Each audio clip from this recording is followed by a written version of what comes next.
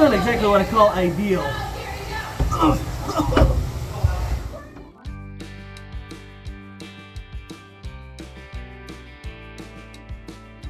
I'm Gary, and this is Coasting with Culture, which is all about combining theme park visits and riding roller coasters with various cultural experiences around the world.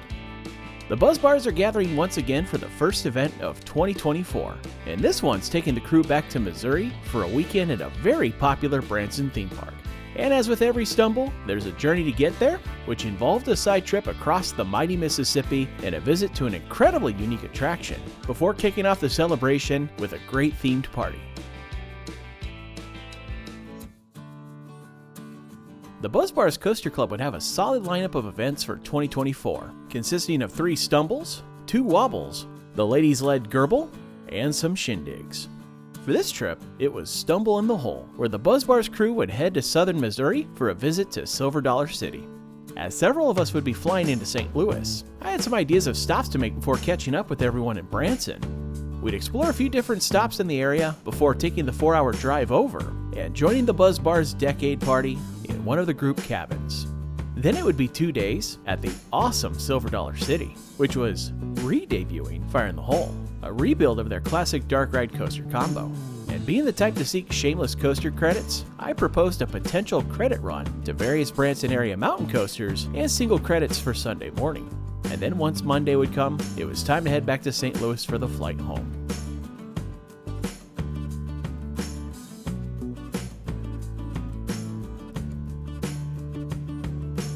Not the best combination to have a long line for TSA pre-check and to have a move up in the departure by 5 minutes. But luckily I made it through and I think I'm good to go. I was definitely pressing my luck as I got to the gate right before my boarding group was called.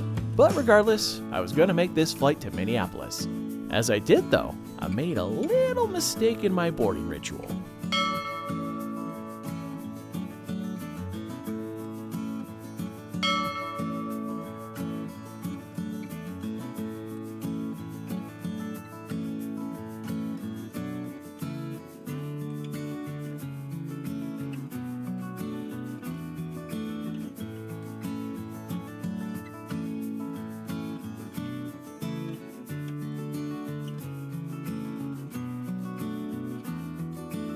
If there's one thing I always love about a late winter departure from Seattle, it's getting to see the Cascades with snow still on top. Although it had been a lighter than usual year for Cascade snowfall, and you could tell as some of them looked like they only had a light dusting.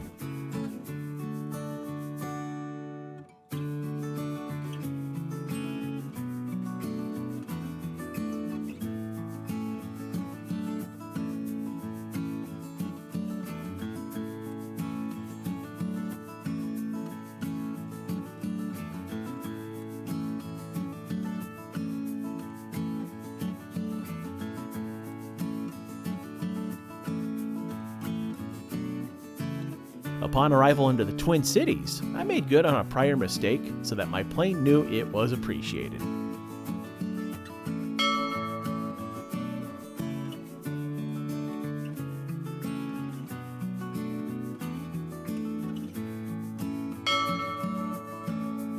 That has by far got to be the most convenient connection I have had ever.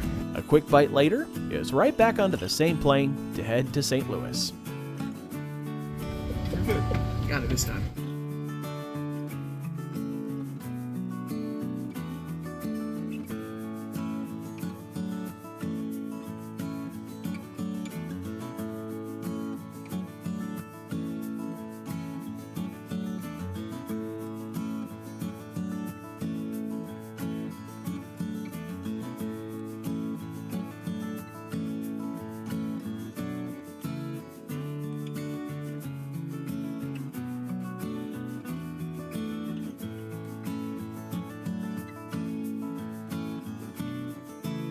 Fortunately, booking points made it so that I didn't have to worry about if I was going to make a flight or not.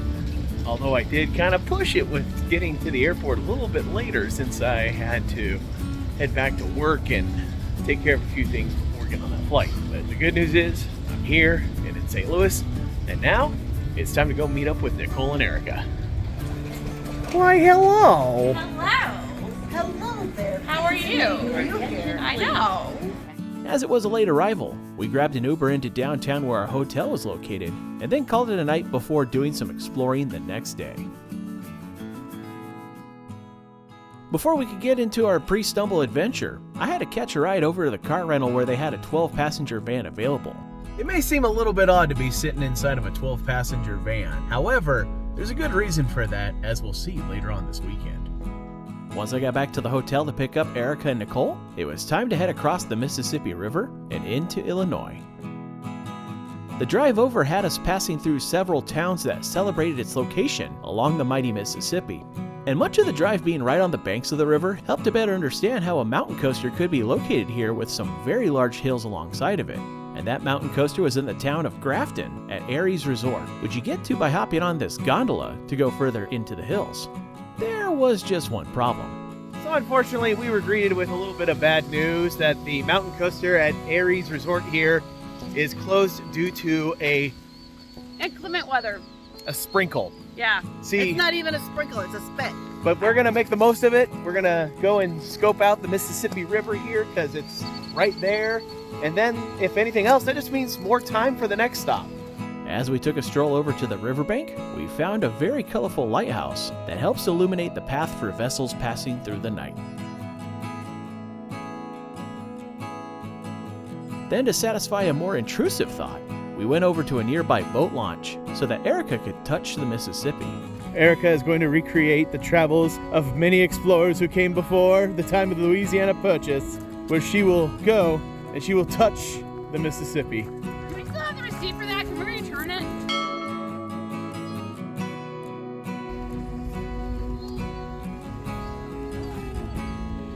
Yeah. That's cold. Yeah. Wait. Refresh.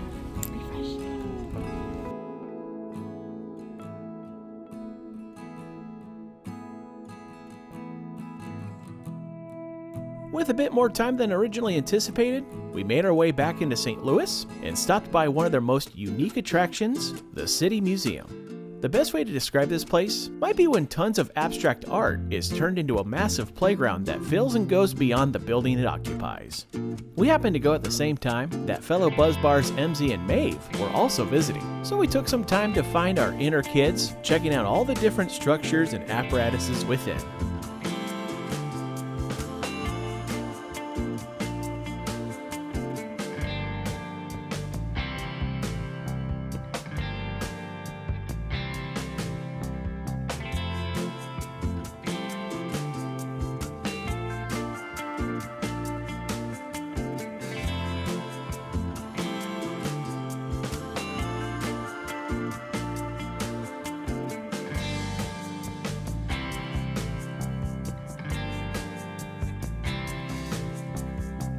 Some of the highlights include different slides that you take down to lower floors of the building, although some were a bit slower than others.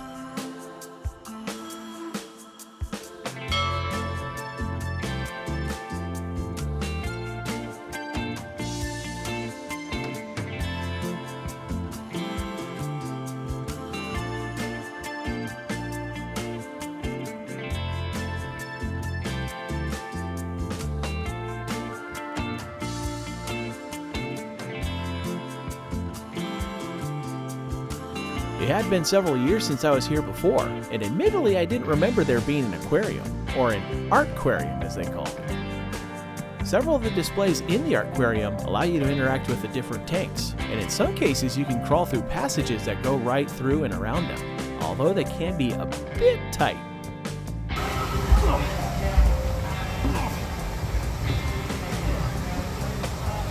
It's not exactly what I call ideal.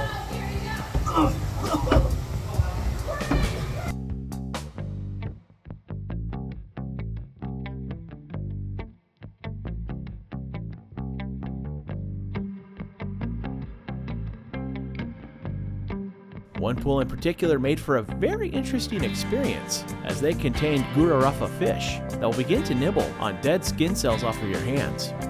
I have to say, it was one of the most bizarre feelings I've felt on my hands.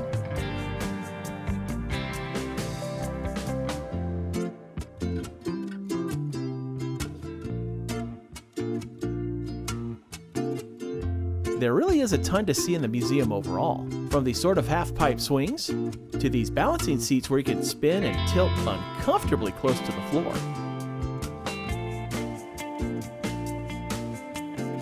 They also have a bar if you find yourself needing a little break from the action, which had a variety of local craft beers to try, of which I chose a Hefeweizen from Missouri's own narrow gauge brewing called Lining the Walls, which was a great choice. This also seemed like a great time for a short pause, as their small theater was presenting a local acrobat named Brylan Shack Furnell, who is an instructor for their Circus Harmony program that teaches acrobatic classes. He was absolutely hilarious, even having some audience participation, and one gag even had some audience members worried that he might have actually been hurt. But it was all part of the show. Needless to say, there were several stunts you'd never catch me even attempting.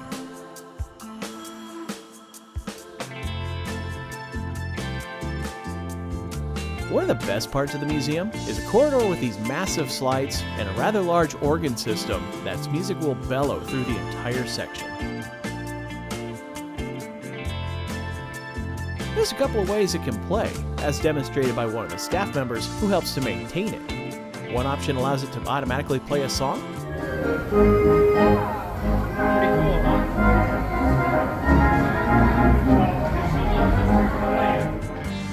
The other is that it can be played just like a regular organ, as this fellow museum guest was invited to try it out.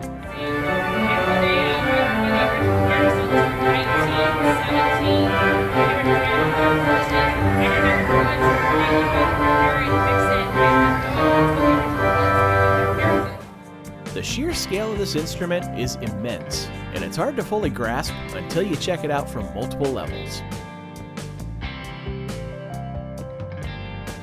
Before we departed from the museum, we had a chance to see some really neat pieces on display, including sculptures and carvings that were decorative pieces from former buildings that once stood tall in the city.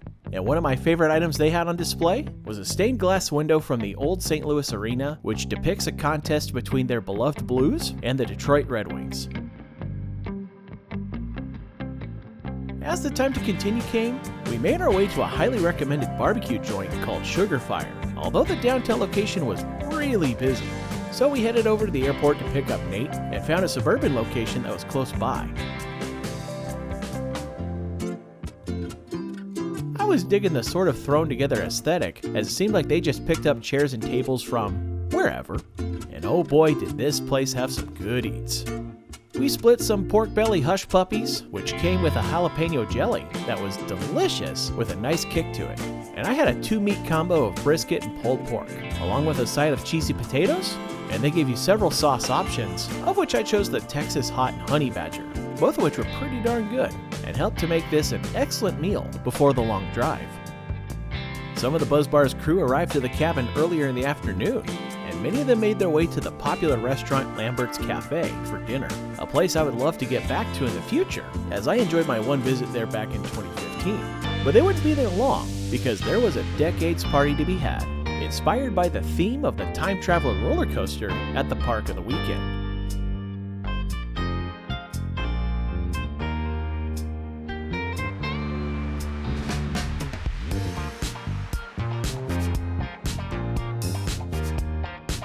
Even though our crew arrived a bit after things kicked off, there was still plenty of time to enjoy the festivities.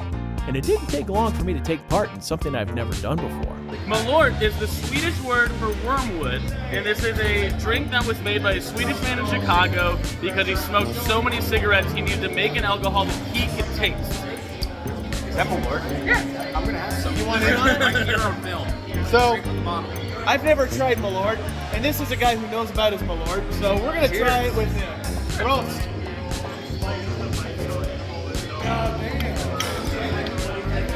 Another! You're trying so hard. The recipe has changed over the years. It is mild compared to what it used to be. And that's gonna linger for a little bit. Yeah. And I wasn't the only one trying that Chicago classic for the first time. 2, 1, Malort!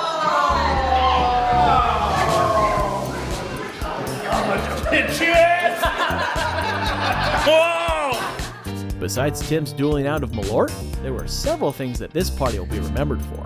Whether it was the karaoke session that John Mike played MC for, Touching me, touching you, sweet Caroline. Bow, bow, bow. Good times never seem so good. So good, so good, so good. Javi being a bad influence by becoming a cocktail server and passing out shots to everyone. And then there was Kelly. Yeah, that seems to pretty much explain itself. It was a good way to cap off a fun pre-stumble day in which we saw one of the country's most famous rivers, explored up and down an awesome combination of art and play, and had a great meal before hanging out with friends in a heck of a party. And that was just the beginning, as there'd be 2 days to enjoy at one of the best theme parks the country has to offer, and a shameless coaster hunt. Thank you for watching this video from Coasting with Culture. If you enjoyed it, please give it a thumbs up and click on the subscribe button to see future videos here on YouTube, like these ones which you may enjoy as well. Additional content can be found at coastingwithculture.com, and you can also follow Coasting with Culture on various social media channels at CoastWCulture for announcements, previews, and updates. Thanks again for watching, and until next time, take care and safe travels.